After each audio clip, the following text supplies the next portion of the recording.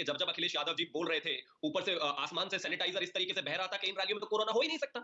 Corona तो सिर्फ मोदी जी की रैली में हो सकता है ना। अब अखिलेश जी हुए, बहन जी हुई, या इसके अलावा प्रियंका गांधी जी हुई, वो तो जब जब बोलते हैं सैनिटाइजर की बौछार हो जाती है। कोरोना का दूर दूर तक सवाल नहीं जी। श्री कृष्ण भगवान ने आकर सपने में कहा था उनको कि अखिलेश बेटा, जब जब तुम रैली करोगे कोई कोरोना का केस नहीं आएगा। कैसा देश को बेवकूफ बना रहे हैं। अब पॉइंट पर आता हूं, ये कोई सडनली आई भीड़ नहीं है। तो बीजेपी के कार्यालय के बाहर भी होती होगी। नेता आता है तो कम से कम उसके बारे में थोड़ी जानकारी रखनी चाहिए।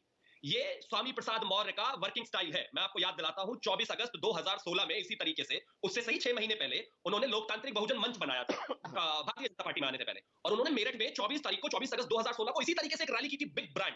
उसमें मेरठ के तमाम लोग, उनके ताकत, और नोएडा से, लखनऊ से लेकर तमाम हजारों लोग आए थे। ये उनका तरीका है। तो वो किसी पार्टी में जाते हैं तो ग्रैंड वेलकम के हिसाब से प्रदेश में अब तक जितने भी लोगों को उन्होंने बनाया, सबको इकट्ठा करके दल बल से उस पार्टी के नेता को दिखाते हैं कि देखिए मैं कौन हूं। किसको बेवकूफ बनाते हैं आप? ये हजारों हजार की भीड़ है, कम्युनिटी। हम तो ये कह रहे हैं शिवम जी, त्यागी जी, हम ये कह रहे हैं कि चुनाव का वक्त है, हर पार्टी ये करना चाहती है, लेकिन अगर चुनाव आयोग ने कोई नियम बनाया है तो उसका पालन करना पड़ेगा। अगर नॉर्मल सर्कमस्टांसेस में स्वामी प्रसाद मौर्य 1 लाख 2 लाख, अगर उनके पास इतनी फॉलोइंग है, 10 लाख लोग ले आए, कर ले, भीड़ कर ले, रैली कर ले, लेकिन वो अगर सामान्य समय हो तो सौरभ जी, मसला लेजिटिमेसी का ही है। आप अहंकार देखिए, सांसद बैठकर टीवी पर कहते हैं कि निर्वाचन आयोग इलेक्शन कमीशन है। वो कोई विधायिका या कोर्ट नहीं है। वो बिल्कुल विधायिका या कोर्ट नहीं है, लेकिन चुनाव मैनेज करने का कोरोना के दौरान। यादव जी की इस बात पर मैं चाहता हूं एक बार के शर्मा जी रिएक्ट करें और घनश्याम जी भी बोले इस पर। उन्होंने कहा कि चुनाव आयोग को ये तय करने का कि कितने लोग जाएंगे और कहां सभा होगी, कैसे होगी, इसका कोई लीगल राइट नहीं है। नहीं, ऐसा है सौरभ जी, पहले तो मैं जो है माननीय सांसद जो बैठे हैं यहाँ श्याम यादव जी, मैं उनका बहुत सम्मान करता हूँ, लेकिन मुझे बहुत आश्चर्य हुआ कि उनको इस घटना का और चुनाव आयोग के उस दिन के प्रेस कॉन्फ्रेंस का कुछ जानकारी ही नहीं है। पहले इन्होंने ये कहा कि वहाँ टिकटार्थियों की भीड़ इकट्ठी यदि समाजवादी पार्टी में हुई। पहले यादव जी जान तो लीजिए जिस पर डिबेट करने आए कि विषय क्या है।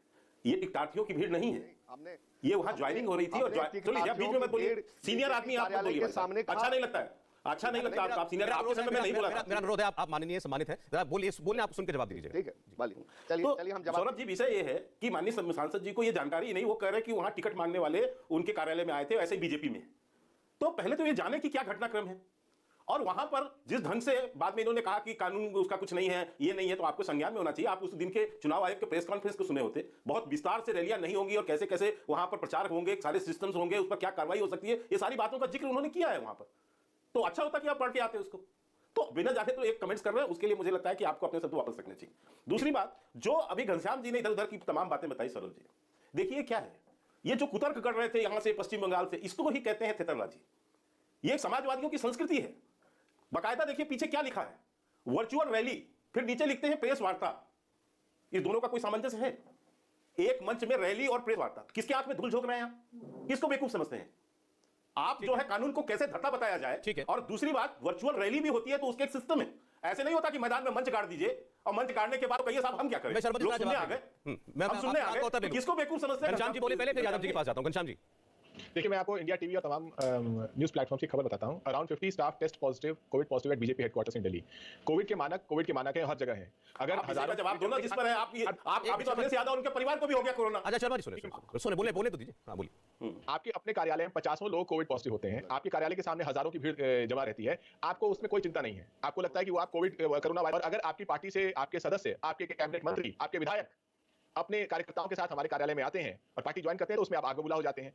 आपके मुख्यमंत्री 80-20 की हेट स्पीच देते हैं, आपको लगता है कि वो फूल बरसा रहे हैं। जब हम कहते हैं चुनाव आयोग से कि ये तो हेट स्पीच है, आपको लगता है कि तो फूल बरसा रहे थे, खामखा हेट स्पीच की बात की जा रही है। चुनाव आयोग सबके लिए है। चुनाव आयोग अपने 80-20 वाली बात आपने जो इनके ऊपर कहा, आज तो आपके मन से अखिलेश जी भी बोले 80-20, स्वामी प्रसाद ने एक नई डिफिनेशन लेकर के आए 85-15 की।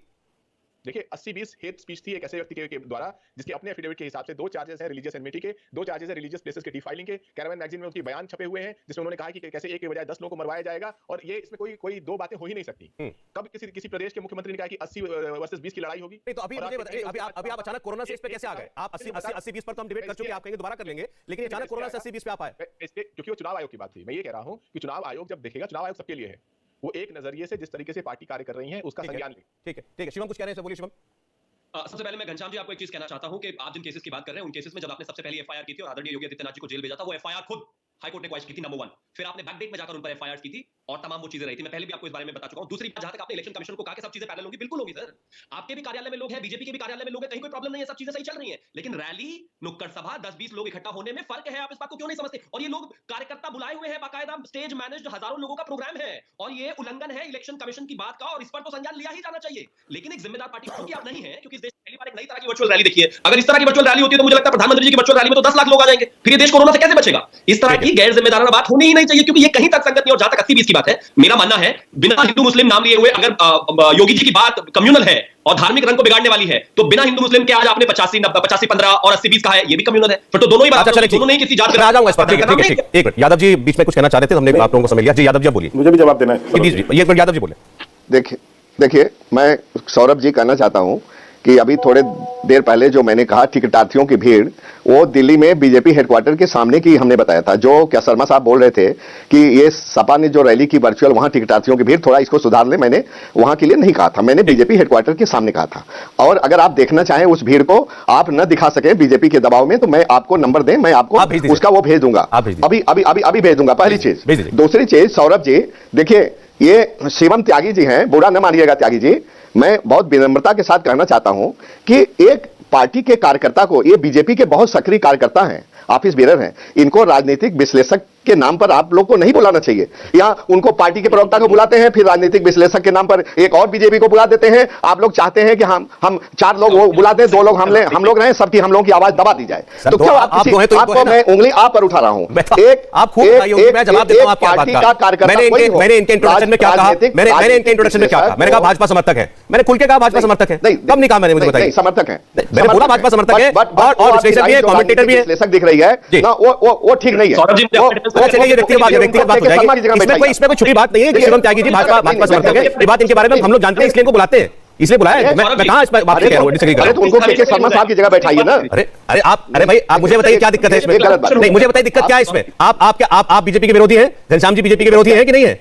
2 लोग आप विरोधी हो, 2 लोग इधर के, क्या दिक्कत है इसमें? मुझे बताइए। ऐसा है, क्लैरिफिकेशन के लिए 10 सेकंड चाहिए, ज्यादा नहीं। राजनीतिक विश्लेषक एक बैलेंस सदी हुई। मैं कह रहा हूं यादव जी, आप इन्होंने जो बात कही, अगर आप इनकी बात जो बातें कह रहे हैं उसके खंडन में आप कुछ कहना चाहेंगे तो मुझे लगता है लोगों तक कुछ ज्यादा बात पहुंच पाएगी। इनकी बातों से अगर आपको कोई बात, कोई एतराज है, कोई गलत फैक्ट इन्होंने दिया है, तो आप उसको बस दुरुस्त कीजिए। हाँ, कह तो रहे हैं। आप देखिए, इस कोरोना के पीरियड में डिजास्टर मैनेजमेंट एक्ट हर जगह यूनिफॉर्म रूप से लगा हुआ है, हर जगह पूरे देश में लगा हुआ है। तो आप जो उत्तर प्रदेश की ही बात उठा रहे हैं, एक जगह की, मेरा कहना है कि सब जगह की बात क्यों नहीं उठाते आप दिन में कितना घंटा इंडिया टीवी देखते हैं? मुझे बताइए यादव जी, कितना घंटा आप हमारा चैनल देखते हैं? तो मैं आपको बताऊंगा कहां की भीड़ हम दिखाते हैं। यूपी के चुनाव पर आपको बुलाया डिस्कशन के लिए, मैं बड़े सम्मान के साथ कह रहा हूं, यूपी में चुनाव में जो नियम बने उसका कहीं उल्लंघन हुआ तो हम दिखा रहे हैं। अब अगर ये इनकी पार्टी है तो इसमें मैं क्या कर सकता हूं? ये समाजवादी पार्टी का कार्यालय में कार्यक्रम हुआ तो इसमें मेरी क्या गलती है? मैं तो दिखाऊंगा। आप ये मुद्दा सीधे जुड़ा हुआ है डिजास्टर मैनेजमेंट एक्ट के वायोलेशन से। आप समझिए Saurabh ji, it is directly connected with the violation of disaster management act. अगर यूपी में हो रहा है वायलेशन, मैं यादव जी इस पर बहुत मैं एक बात अंत में केवल इस हिसाब से कह देता हूं, आप तो सांसद हैं, आप पूरे देश में घूमते होंगे, हर राज्य के अपने अपने अलग नियम है, हर राज्य ने अलग अलग बंदिशें लगाई है, प्रतिबंध लगाए हैं, कहीं पर बहुत खुला है, कहीं पर बहुत ज्यादा सख्ती हुई है, वो जहां जितने कोरोना के मामले उसके हिसाब से, लेकिन वो राज्य की सरकार करती है। इन चुनावों में, चुनावी कार्यक्रमों में जो नियमावली बनेगी वो चुनाव आयोग तय करता है, इसमें कहां कोई कंफ्यूजन है? एक मिनट शिवम, आपने इनका नाम लेकर दिया, बोला था, इसलिए मैं इनको मौका दे रहा हूं। आराम शर्मा जी, हम सबसे पहले मैं एक चीज कहना चाहता हूं, नहीं होंगे, इस बात को मैं अच्छी तरह से जानता हूं। यहाँ अलग अलग नियम की बात न करिए, कोरोना गाइडलाइंस की बात। अच्छा ठीक, अब इनको बोलिए तो दे, बोलिए शिवम बोलिए। हाँ, मैं आपको सिर्फ इतना कहना चाहता हूं पैनल पर सभी बैठे व्यक्तियों को कि इन्होंने कहा कि भारतीय जनता पार्टी का मैं ऑफिस बेरर हूं, के शर्मा जी की पार्टी रसीदें कटाती है। अगर मैंने अपने जीवन में उनको 5 रुपए का भी रसीद कटाई हो और सदस्यता ली हो और श्याम जी इसको साबित कर दे तो मैं आजीवन टीवी पर आना छोड़ दूं। मुझे लगता है इसके बाद से ये सवाल नहीं पूछेंगे। आप बीजेपी वर्कर नहीं है ना? आप बीजेपी के सदस्य नहीं है शिवम त्यागी? नहीं, आप बीजेपी के सदस्य, ठीक, बात खत्म हो गई, बात खत्म हो गई। दूसरी बात, अब पॉइंट पर आते हैं। इन्होंने कहा कि इसके लिए जो है डिजास्टर मैनेजमेंट एक्ट लगा हुआ है वो जिम्मेदार है। गजब की गलबैयां दोनों पार्टियों की। पहले कहते हैं इलेक्शन कमीशन को नहीं मानते, कोर्ट नहीं है वो, इसके अलावा वो कोई विधायिका नहीं है, अब कह रहे हैं कि वो डिजास्टर मैनेजमेंट के हाथ में। अखिलेश यादव जी को डिफेंड करने के लिए इतनी मेहनत श्याम जी क्यों कर रहे हैं? पर्दे के पीछे कोई साठगांठ है क्या? करने दीजिए ना घनश्याम तिवारी जी को, मतलब सारी दुनिया को गलत बता देंगे, लेकिन अखिलेश यादव जी ने दुनिया को बिल्कुल सही की। ये तो कमाल की आपकी लॉयल्टी है। मतलब पीछे क्या है? चुनाव भी नहीं लड़ रहे हैं। इस पर घनश्याम जी बोलना चाह रहे हैं, यादव जी बोलना चाह रहे हैं। घनश्याम जी नहीं है, हम जवाब देना है सौरभ जी। हम केवल चाहते हैं मुझे जवाब देना है, देखा जाए, समान रूप से देखा जाए।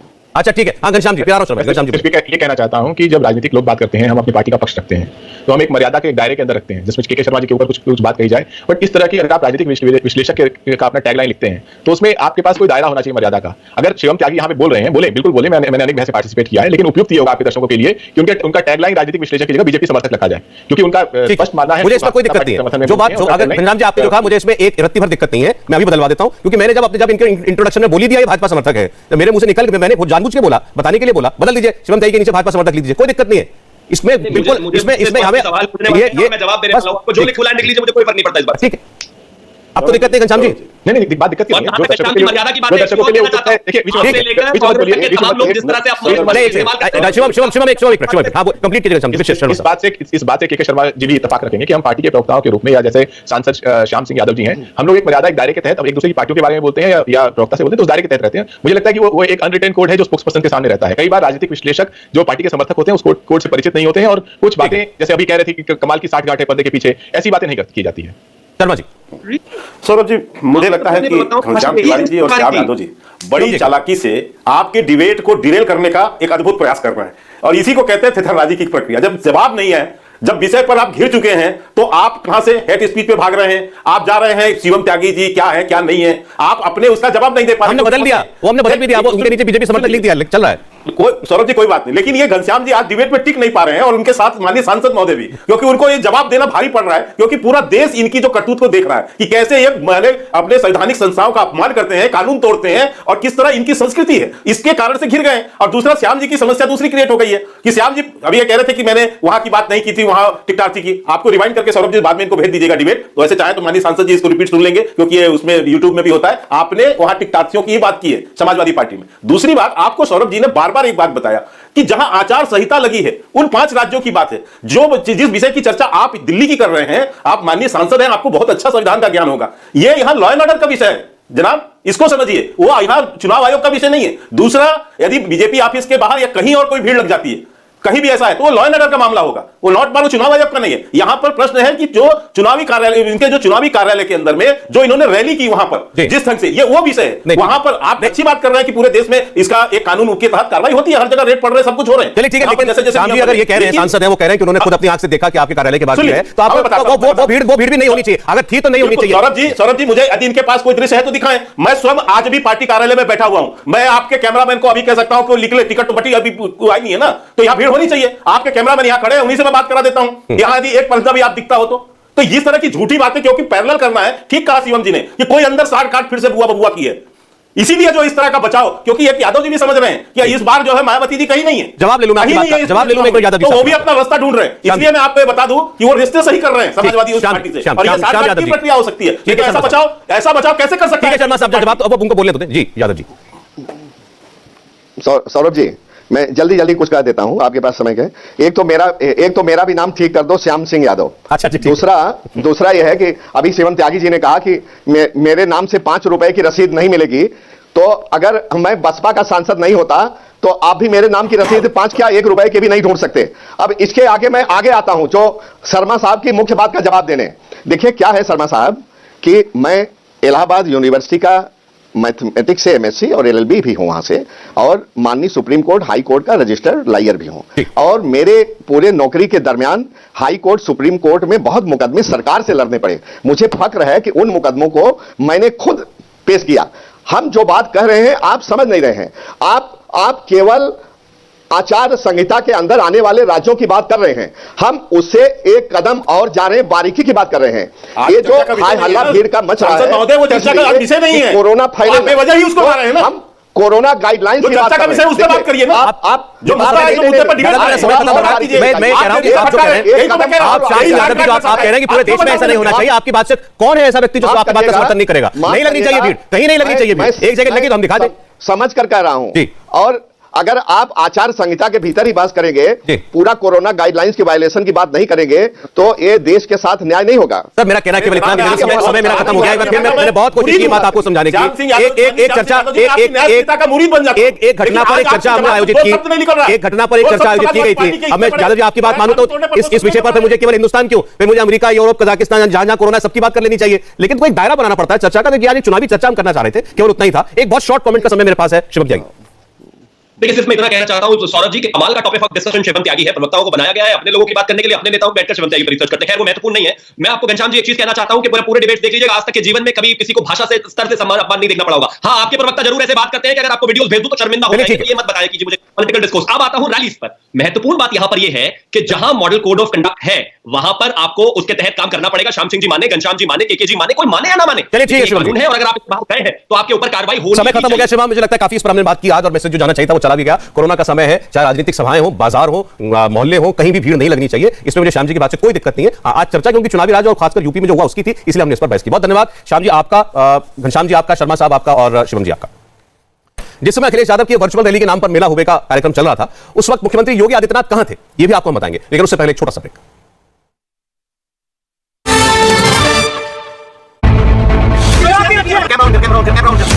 हमारी इंडिया टीवी की गाड़ी थी जिस पर हमला हुआ है। भाई तुम्हारा ये शुरू हो गई है। ये देखिए लगातार आ रहे हैं। 17 सालों से सच की बेबाक आवाज, इंडिया टीवी आपकी आवाज। पब्लिक के मुद्दे पब्लिक के साथ हमारे मंच पर होगी बात। अगर आप जानते हैं उत्तर प्रदेश की राजनीति की नब्ज, तो इंडिया टीवी आपको देगा मौका अपने मंच पर आने। तो आज ही indiatv.in पर लॉग इन कर रजिस्टर करें और बने हमारी पहल का हिस्सा। ये पब्लिक है, सब जानती है।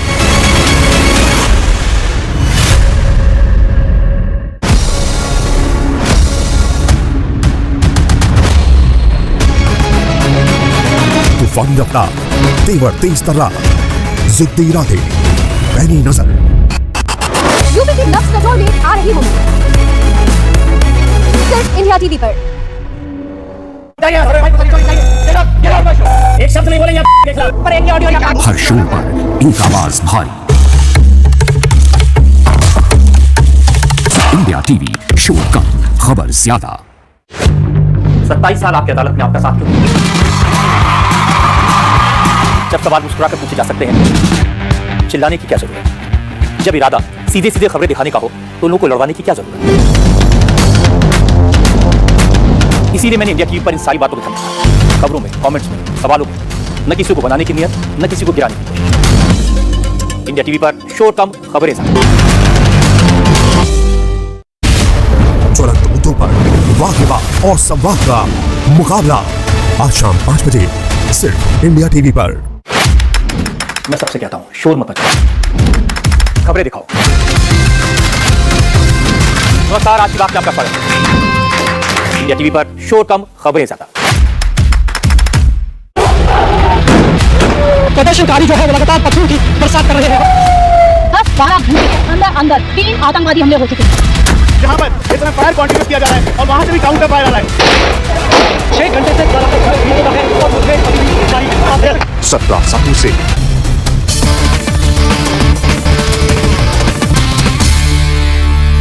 आज मकर संक्रांति है। आज के दिन का हिंदू धर्म में खास महत्व है। मकर संक्रांति पर खिचड़ी खाने की परंपरा है।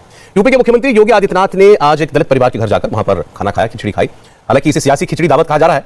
योगी आदित्यनाथ गोरखपुर के अमृतलाल के साथ जमीन पर बैठे हुए खाना खाया। खिचड़ी के बाद सियासी बात भी हुई। बीजेपी छोड़कर समाजवादी पार्टी में जा रहे नेताओं और उनसे बीजेपी को नुकसान पर सवाल भी पूछे गए। योगी आदित्यनाथ ने कहा कि वंशवाद और परिवारवाद की राजनीति करने वाले सामाजिक न्याय के समर्थक नहीं हो सकते। आज बिना भेदभाव के सरकार ने हर गरीब का ध्यान रखा है। रसोई गैस हो, शौचालय हो, बिजली हो, बिना भेदभाव के समाज की हर तबके तक सब सुविधाएं पहुंचाई गई।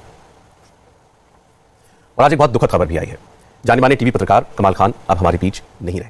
उनके बारे में भी बात होगी, आपको बताएंगे बस थोड़ी देर में।